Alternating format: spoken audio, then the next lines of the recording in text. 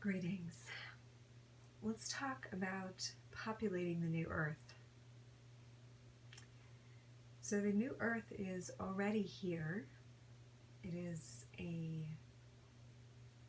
dimensional construct, right? It's actually always been here. It's just that our awareness hasn't been aware all the time of it being here. Though many of us have visited it in various ways over the years, through our meditations, through medicine journeys, flashes, ecstatic moments. And the more that you tune into this frequency that is being allowed, I guess you could say, the codes are being activated and held solid, I guess you could say, held solid, sort of, through the sun codes that are coming in, through the light codes, the pulses from the galactic center, black holes interfacing each other, is sending information to us. Information is light. Light is information. So information is transformed to a light code, which plugs into our DNA, which are light filaments, and they activate. In other words, they turn on, just like you go and turn on a light in a room, and what you didn't know was in the room before because it was dark is now turned on, and each one of these light filaments, just like you go into a library, has lots of data in it. It's like kind of unlimited. It opens an entire corridor of understanding to the psyche that, and to the brain, that you can't access when that filament is dark. Okay, so a lot of humans are still walking around with deactivated DNA, and that is why there's a lot of fear on Earth right now. So, how do we populate 5D or beyond, right? This higher dimensional Earth. Well, definitely getting sunlight and meditation where you are opening yourself to those codes will help. But mostly it's a state of receptivity right now. It's a relaxation process. It is an allowing. It is a ceasefire of fighting, which is why I personally have chosen to withdraw energy from Facebook at the moment, because a battle is being raged there, and even though I know the energy behind the scenes is already reconfiguring for that platform, it's kind of like a naughty student that has to go in the corner for a moment, in a way. And that's affected all of us and how we've interacted on that platform. It's kind of gotten us all a little bit dirty, I guess you could say. It's also been a passageway for a lot of connections and powerful information and much of these light codes too. So it's multiplexual, and those are all parts of humanity to be embraced as well, as we're learning to do so. But you know, we all are going to populate in the way that we do. For me personally, pulling back activated a lot of codes for me, and I'm at this very moment not fully off the platform, but within days, my personal countdown. And it's interesting when you decide something like that, because anytime you know you're going to go through a portal of change, which any letting go is, let's admit it, right? There's some attachment there that you realize that you didn't know was there. That's, you know, like there's a fondness, there's a familiarity, there's a discomfort with change at some level, whatever level that is. And a lot of times those feelings are what cause us to not release something, because we know we know what it feels like, and there's a level of normality to that. But here's the thing: to populate the new dimension, we have to unplug from the other dimension. One way to get there is also through physical death, is to populate a new dimension. But part of the ascension goal is to bring physicality with us. So that means we have to practice the art of dying while still being in a body. And if one has a real resistance to that idea of dying, and even a fear, then it's like you have to it's holding on even more, and you will probably have to learn that way. This is why this whole masking and virus thing is quite an interesting storyline right now, and does highlight the trust of the process into the new paradigm, and the dying while being alive concept, the releasing of the old paradigm, why this is such a critical key symbol. And it's very symbolic of the third dimensional reality, where people are masked. We have been masked. We masked ourselves when we started growing up into the third dimension, and we didn't really know how to show our full nature, our galactic personage, because it didn't seem to fit in the matrix that we saw, in the grid, in the reality construct. And so we masked ourselves.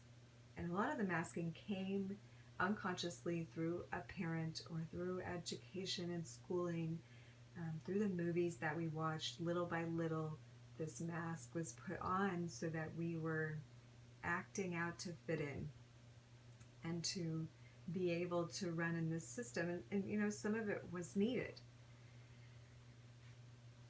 Some of it was needed to play the game so long as we did. And even though we look back and see a lot of it crumbling, we have to admit that we kind of enjoyed some of it. We kind of enjoyed going to the movies and not knowing anything behind the scene. We kind of enjoyed thinking everything was just working out. We kind of enjoyed not having to be fully engaged in politics and just be like oblivious and doing our thing mindlessly. And we kind of enjoyed it to an extent, being unawake or unaware of what was running this dimensional construct, which, by the way, wasn't fully meant.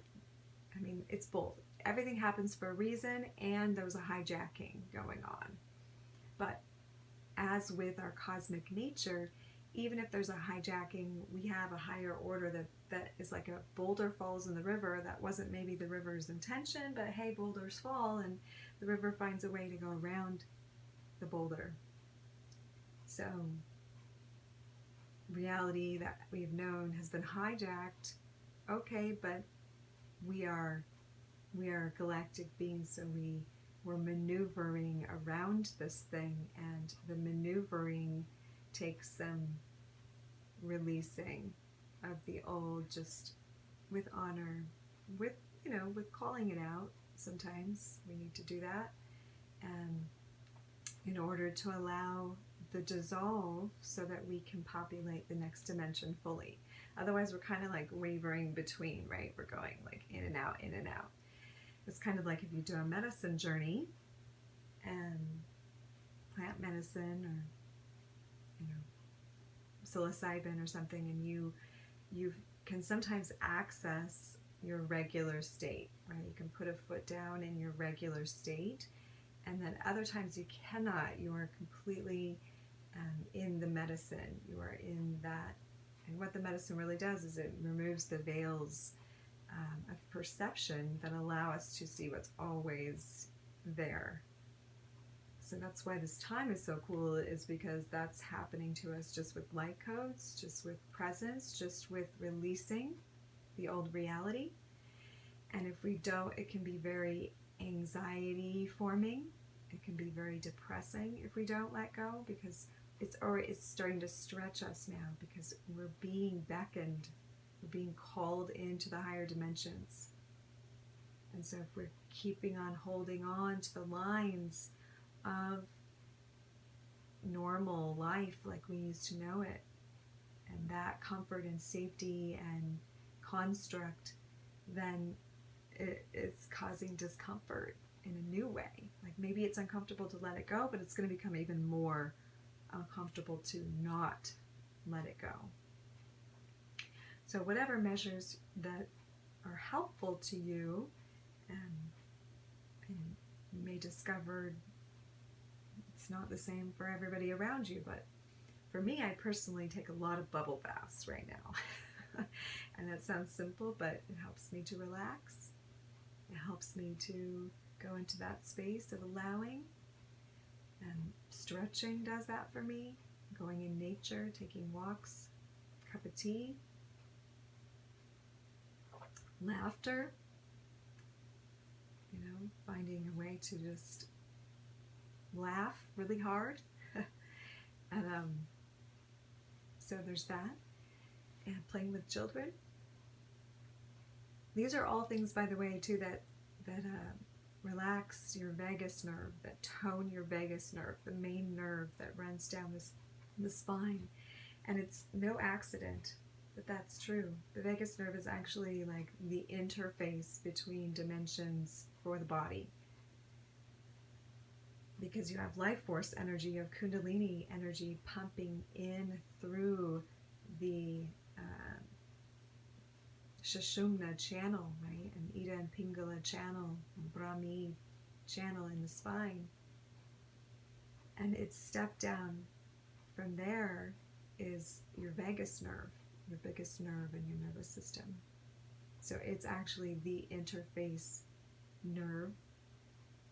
So it's the first physical expression of this life force energy, where it hits first, where it's taking the full brunt.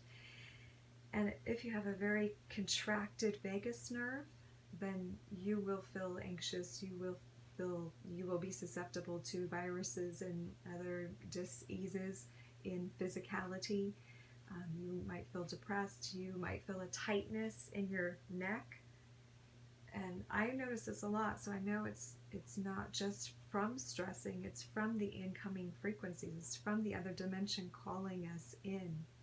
It can make the heart feel tight, it can make you feel indigestion.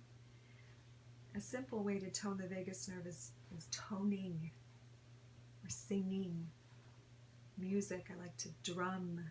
Drumming helps a lot.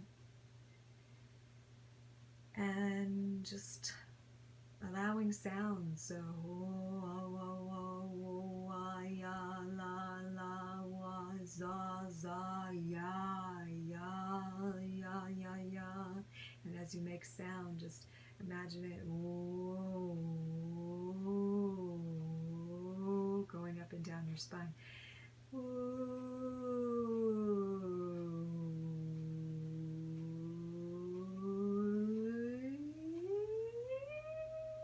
As high as you can go, and you'll begin to notice that it's massaging the length of the vagus nerve, the spine. You can start to feel a subtle, gentle relaxation and even elongation in throat from making those sounds. One of the probably easiest ways to tone the vagus nerve is our sound. So sound therapy, crystal bowls, those tuning forks, even just listening to solfeggio frequencies, even though a digital way is inferior to your own voice and instruments. So if you do have access to something live, and you do because you have yourself, that is preferred. It is higher potency than a digital expression. Though digital would be second, obviously, but you can always tone, Also, certain foods and supplements help you. So, Ormus is monatomic elements. If you haven't been eating any of these, it's a really good idea because we can still get them, we can order them. A lot of people are able to make stuff and create more now that we're in this particular transition time. So you can look up Ormus, all capitals ORMUS. If you go to a search engine and type that word ORMUS and my name, Stasia Bliss, you will find some articles from theguardianlv.com that speak all about Ormus. If you don't know what it is, but in a nutshell, it's consciousness food. And our soil has been sapped, you guys. It's regenerative in other dimensions, but it's helpful for us to get there. To eat this monatomic gold because it will saturate your cells and it will allow you to access consciousness where you couldn't before. So it's accessing those filaments, and yeah, it's just good.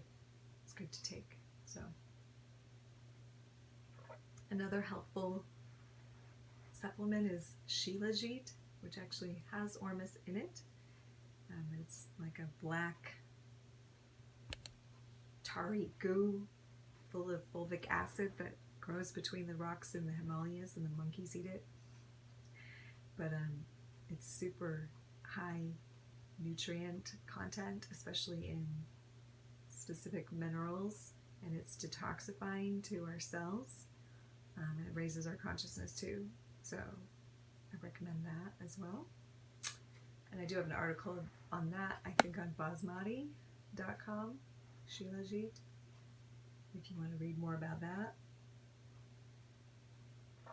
I drink Yerba Mate every day, which to me is a consciousness food too. It's a superfood, and it's it's actually not caffeine. Some people think it's caffeine. Matine is the main stimulant in there, but it's a whole food complex, so it has other vitamins and minerals. It's not an isolate like coffee. Coffee, you're still eating the beans, but you have a really high concentration when you roast it of the caffeine. It goes way up, so it makes it more of a concentrate. I do love coffee, but I only utilize its medicine sometimes. All plants are medicine. All plants are medicine if used in the correct way at the right time. All foods are medicine. Actually, anything you can interface with and consume with any sense is a medicine to you. Now, how you use it and when is the appropriate time, this is when it's crucial to know how to be your own doctor. This is when it's crucial that you understand how to work with your own energy, how to be aware of your energy so that you know how it feels when you take something in, you know how much of it to take in, how much to not take in, if it's good for you or not. A lot of us go through experimental phases where we're just trying a bunch of things for a long time. For a lot of people, that's just in the alcohol and tobacco or possibly other substances category, but really it's true for all things. So if we become aware when we, even a cup of peppermint tea is a sort of medicine. Even your iced tea, even your soda, like in some cases, a little bit of soda might be exactly what's indicated, So just becoming aware and beginning to release judgments on these substances as being necessarily good or bad and start to see them as a medicine that we respect is also a way to populate 5D and beyond, to begin to move our awareness from the platform of duality, if you will, that determines something as positive and negative. But see, we're alchemy. We're alchemical beings. So yeah, we broke it down to experience a dualistic life so we can put it back together and go to the next level. And it's an alchemical experiment of consciousness. So it's good to release labels, in certain cases, certain foods, certain songs, certain things that maybe wouldn't necessarily be good for you to do all the time. Might be too much. Like you don't want to stand on your head maybe all day long. That might be the bad medicine for the day.